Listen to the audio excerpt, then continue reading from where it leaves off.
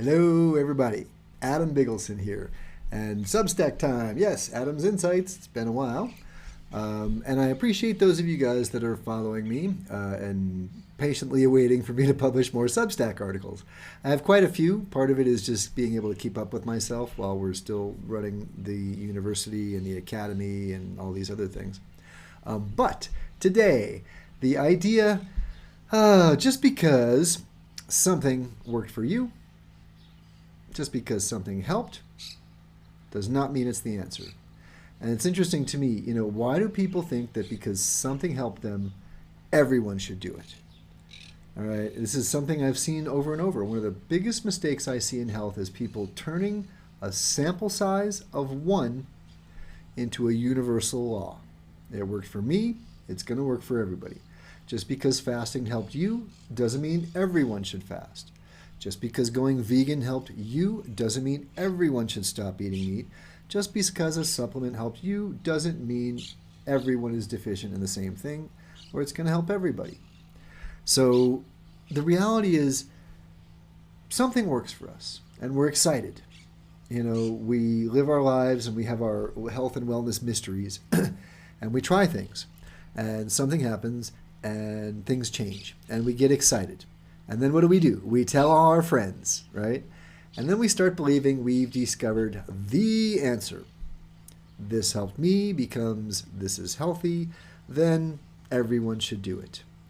And it's kind of interesting because we've talked about this before. You've heard this idea of correlation versus causation.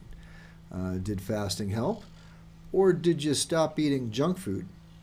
This one was amazing to me because it's that simple idea, okay? The diet changes that people do. Diet change is something that we can affect. We have control over what we put into our bodies. So something goes on and people fast, people change the diet, people go vegan, vegetarian, and the question still is, what helped? I've had many friends that have gone vegetarian, and the reality is, knowing them, it was not that it was the vegetarian diet that helped them. It was that they stopped eating a lot of crap. When people become conscious of what's going on and they start to learn about toxicity and things like that, there are some things we can do. And there's kind of a progression here. People learn about toxins and then they want to detox, right? But we've seen this so often. I had my one friend, awesome guy, and he did the vegetarian diet and he was feeling better. And then he went vegan and he was feeling better. The reality is if we all take some time to clean up our diet, we're going to feel change. Does that mean this is something we should be doing forever? So once again, my friend, vegetarian, vegan, feeling great. 6 years later, he's not feeling great. And it was funny because he would come see us and ask my dad, and Dad would say, you need meat. He's a friend, so this is not what Dad would tell patients.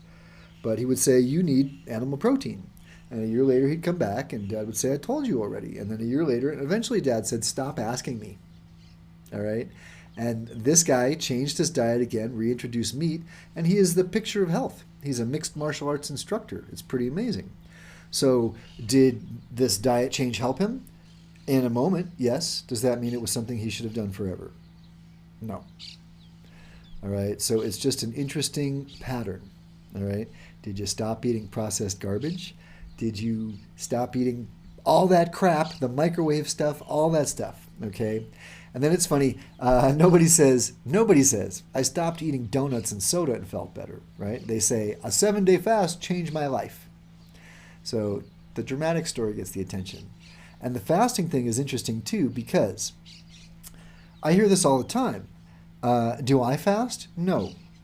Once a year I do on Rosh Hashanah, Jewish holiday, and take the time to not eat and reflect on life and have conversations with the spiritual experience that I believe in. It's interesting. At the same time, there are moments, there are weeks, there are days when my reality is it's time for soup, salad, and sushi, right? It's a listening. I listen to my body. Does my body ever say, don't eat food for 3 days? No. Does my body ever say, don't eat food for 7 days? No. Does my body ever say, don't eat food for 30 days? What do you think? And it is a funny thing because I'm always thinking of nature. You know, what can we learn from nature? All right. And would Dad say something like, I've never seen a deer fasting in the woods? But what we do see is we see things like the boa constrictor eating this big meal and then not eating for 30 days, right? You see lions eating a lot of food and then not eating for a period of time. You see deers grazing all day, all right? And everyone is unique. And we have to really, the easiest thing here is to listen, okay? Listen to the body and see what it's telling you. And to me, it's kind of funny also because, the toxicity thing as well. You know, the fasting, I don't do that. I knew someone recently that just did a 3-day water fast and as a result fell and got a concussion. So at that point, if your body is so weak that you're going to fall and get a concussion, then a fast is dangerous. All right. I have other people whose blood we've looked at done 30-day water fasts and had real issues. And the funny thing is, do they hear what I'm saying or not? You know, if you're told by a guru that your 30-day water fast is a good thing, we believe certain things. So there's no way that could have been the problem or not. Still, to me, it's interesting, all right? One person swears by fasting. Another swears by eating more frequently, right? One's veganism, another meat, and this the carnivore experience, right? They cannot all be universal truths. We're different. We're a part of nature, and we're all unique, okay? I talked to a friend once, and she's a vegan, vegetarian, very small woman, awesome person. And the reality of the two of us in nature, in our natural terrains environments, right? And if we both go to the grocery store, she's going, look at the beautiful fruit, the delicious fruit, like the hummingbird, right? And I'm going, look at the delicious ribeye, ooh, the meat. So we're unique, all right? And we need to listen to our bodies. I think that's very important. And instead of questioning, what are our answers, the question is, what's changing? What's happening? What's different? What clues is my body giving me? All right. And it is interesting. Like I said, the health world is filled with people turning personal experiences into universal truths. All right. The detox thing is interesting. People learn about toxicity and then they want to detox. Right. Same idea. Do you see a deer doing a detox or a cleanse in the woods? Not necessarily, but you will see dogs eating grass when their stomach is not feeling great, and those raw greens will help to cleanse the system out, all right? It's the same idea with me. There are certain times I feel like I just want to eat salad, lettuce, which helps to clean that system out. So I listen to the body, all right? And for us, it's something that's interesting too is this pattern of progression, all right? One day disease didn't hit you. We talk about homotoxicology, patterns and progressions of dis-ease. We look at blood, we look at people's history, and we see things that go all the way back to birth. All right? And the birth was a little off center, and then maybe you get bullied in school, and then there's a divorce when you're an early teen, and then you move forward and you're changing schools, and life gets interesting, right? And then one day you're sick. And then, what was it? Oh, it was the tick. I just caught it from somebody. But you don't realize that you spent a whole lifetime creating these circumstances and situations for something to manifest. All right? And then the reality is this. You, I, all of us, to get to where we need to be, need to go back through a process, a journey of sorts. Right? And this is another thing we've seen as well. Where are we giving credit? Okay, we had a person we worked with and there was some pain going on, an older woman, neighbor, and Anna said, look, let me help. All right, Anna, world famous Anna, she worked at this most famous clinic in all of Europe and her patients were World Cup soccer players and sheiks and shahs and princes. So Anna works with the woman and there's some change in the pain. And then I end up looking at the blood and we see structure. And then we send her to the osteopath. And she gets to the osteopath for a certain amount of treatments who eventually says, okay, now you can go see this person. And go sees that person. And then one other person. And then the woman comes to us and says, the last person fixed me. Poor Anna was so bummed. What about what Anna did? What about what I did? What about what the osteopath did? Right? The last person fixed you? So either way, it's interesting to me, observations. most people are crediting the most dramatic thing they did. All right. Recently, I had a woman looking at the blood, osteopath, scars and adhesions, right? And she goes to osteopath and she says, I don't know what she really did. I felt some relief and some change, but then later on she does something else and something else. And she's got a friend who does some talk therapy to listen to the body, which I support. And in the end, though, she decides that same thing. It was the last thing. This is what fixed me. This is what changed. And in my reality, you know what? I know osteopaths do more than we realize. Anyone seen an osteopath? Go see an osteopath. Way more than they realize.